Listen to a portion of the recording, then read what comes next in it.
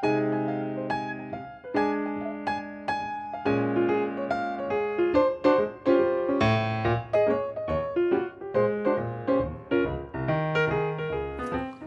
Green Spring.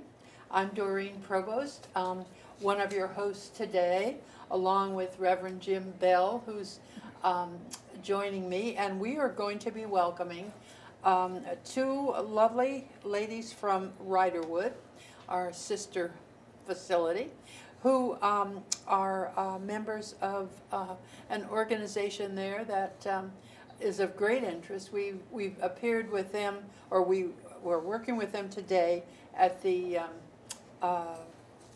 Diversity Fair. Now, this is being taped, of course, in July. And we're so interested in what they have to tell us. So, first of all, on my left here is Paulette Goodman, and next to her is Millie Spector. And welcome to Green Spring. We're delighted to have you with us. And of course, you know Jim Bell. A lot of you do know him, and I'm awfully glad to have you with me today. So, thank you. Would you like to get us started, Jim? Do you have some questions for the ladies, or? Well, I think I've only been here for about a year as pastor of the village church. One of the things I discovered within weeks was the fact that we had gay and lesbian people living here, and then over the year have discovered a large number of our residents who have children or grandchildren. And so that sparked my interest in contacting PFLAG. And of course, Elka Martin from our volunteer coordinator here was really instrumental in this. So I guess what we'd like to know today is how we go about finding the people, how we go about setting it up, you know, the whole thing. Mm-hmm. And I think since you, both of you set up this program at Riderwood, how many years ago did you say it was? Probably 6 years, 6 years ago. 6 years 6 ago. years ago you've Yes. been doing this. And the first meeting was at Millie's apartment because Millie thought that it would be important to have such a group here. Yeah. And I thought I was retiring. So, but Millie was right. Yes. And it's been a wonderful organization. absolutely. For Riderwood. We've done a lot of good work. That's wonderful. Could you tell us a little bit about it? How you got started, what your first meeting was like, what it's like for the parents and friends of gays and lesbians to have, you know, family that. Well, since Millie started the group in her apartment, I think she should take the. We say had something. no idea how many people we could expect. First, we had to go to management at Riderwood to see if they would accept such a group. And they said to us, of course, you're a support group just like every other support group. So we got our little posters and put them on the board and had no idea how many people would come. But I have a rather large living room, and we have movable chairs. And we ended up with around 16 people for the very first time. And many of them came out of curiosity. Not all of them had gay relatives that they were willing to own up to at that time, but they came to see what we were about.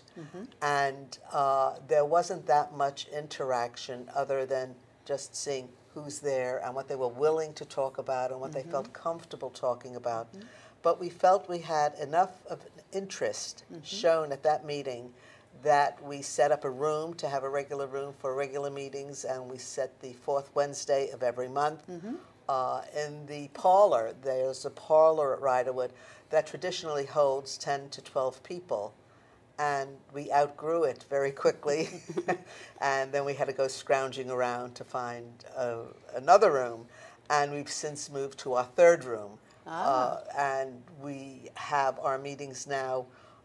An hour before our meetings, we have dinner at the private dining room, and then we move our meetings into a classroom. And the meetings are usually an hour.